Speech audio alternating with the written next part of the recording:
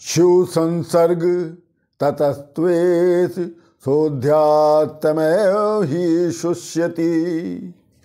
आज शिव महापुराण जी की कथा के क्रम में आज शिव महापुराण जी के वायव्य संहिता के 31वें अध्याय के पूर्व खंड के 31वें अध्याय का नाम उत्तर में वायु द्वारा विशुद्ध शिव तत्व का वर्णन का दूसरा भाग। शिव जी का जो ऐश्वर्य है वो आत्मा का ऐश्वर्य नहीं है। जबकि लोग कहते हैं ना कि आत्मा भी ईश्वर की तरह शुद्ध है, ऐसा नहीं महाराज। जो शिव का ऐश्वर्य है वो आत्मा का नहीं है। इसीलिए कहा गया है जो मित्रता है, मित्रता का गुण, क्षमा का गुण, चतुर्यादि का गुण, ये सब गौण है। जो मित्रता आदि गुणों से उपरक्त होते हैं लोग, ऐसे लोग अपराध भी कर सकते हैं, इसलिए इसे गुण नहीं कहा जा सकता।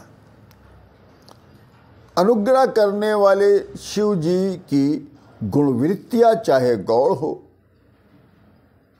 चाहे मुख्य हो, वे गुण दोष के अंतर्गत नहीं आती।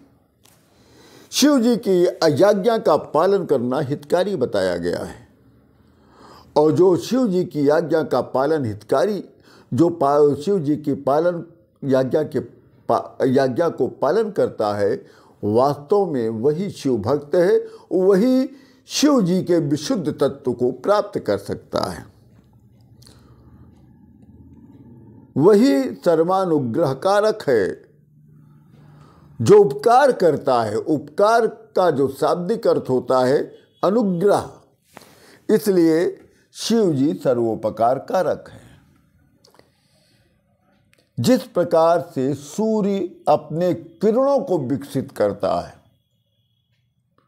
सूर्य भी अपने किरणों को विकसित करता है, परंतु उसके किरणें अपने अपने स्वभाव में बंधे रहने के कारण वो एक साथ विकसित नहीं हो पाते हैं।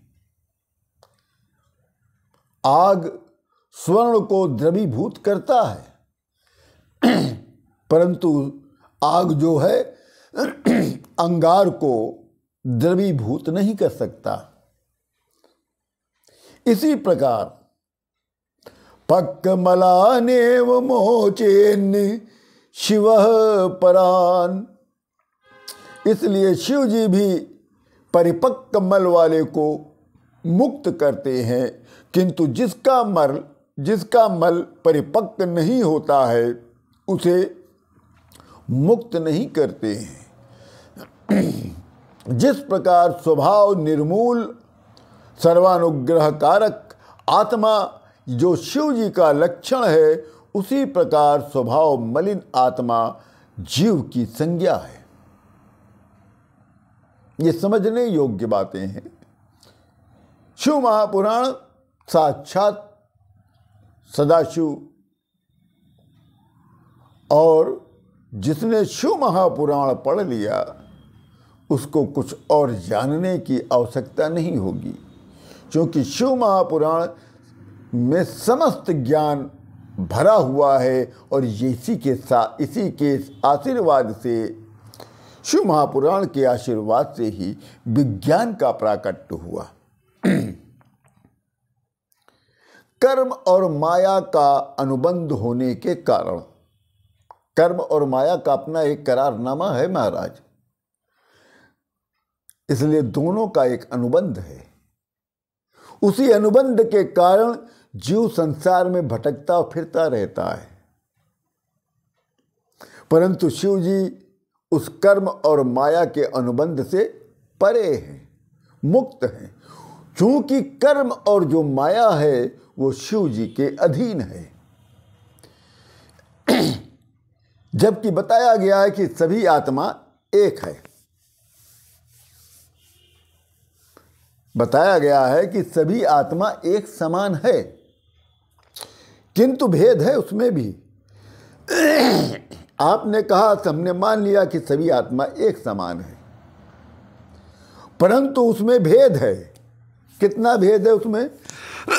उसमें दो भेद है। आत्मा में भी दो भेद है, एक है बद्धात्मा और दूसरा है मुक्तात्मा।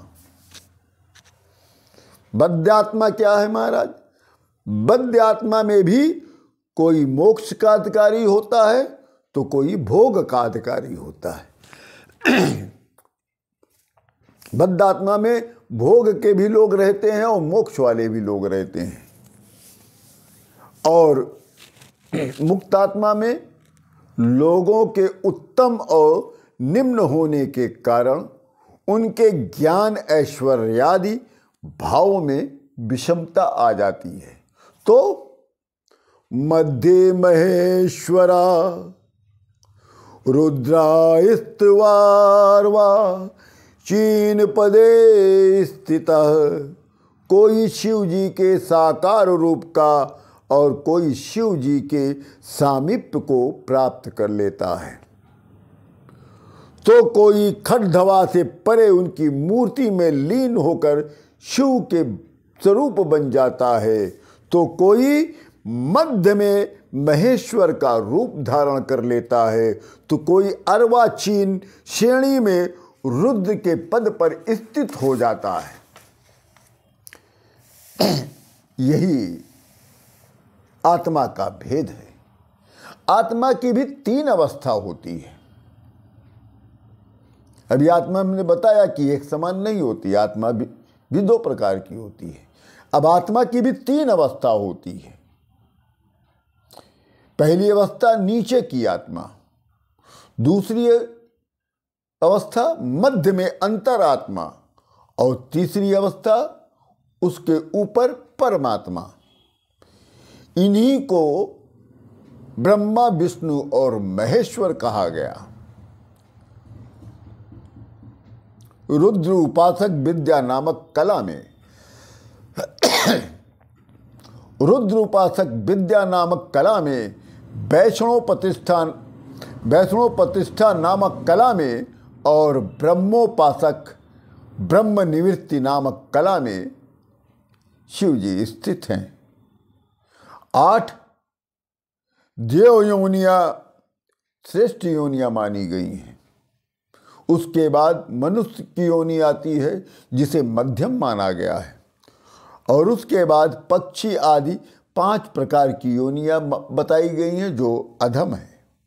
इस प्रकार कुल 14 योनियों का वर्णन है। परमात्मा भी 3 प्रकार के होते हैं। एक सत्व प्रधान परमात्मा, दूसरा सत्व रज प्रधान परमात्मा, और तीसरा सत्व रज और तम प्रधान परमात्मा।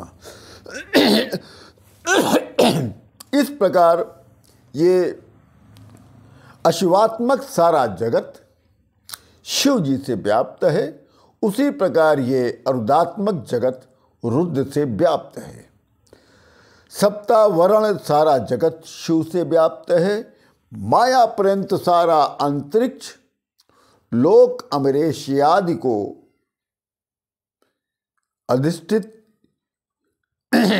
अधिष्ठित कहते हैं, जिसका परिमाण केवल अंगुष्ठ मात्र है।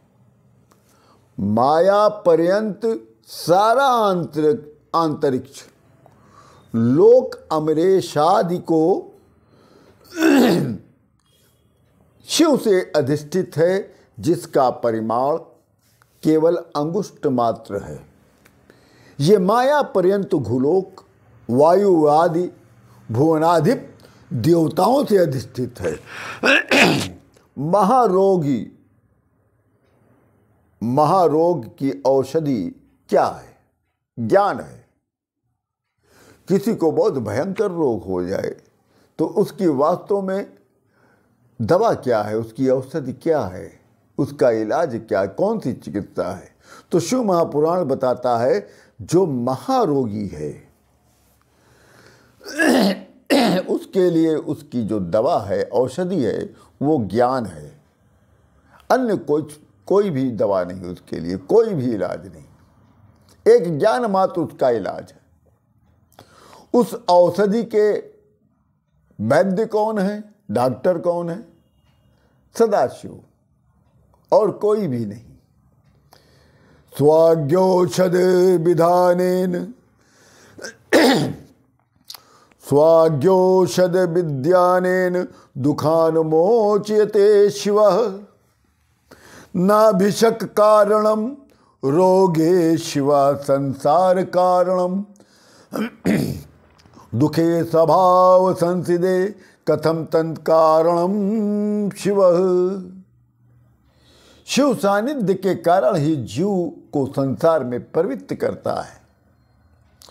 शिव सानिध्य के कारण जीव को संसार में प्रवृत्त करता है और शिव सानिध्य के बिना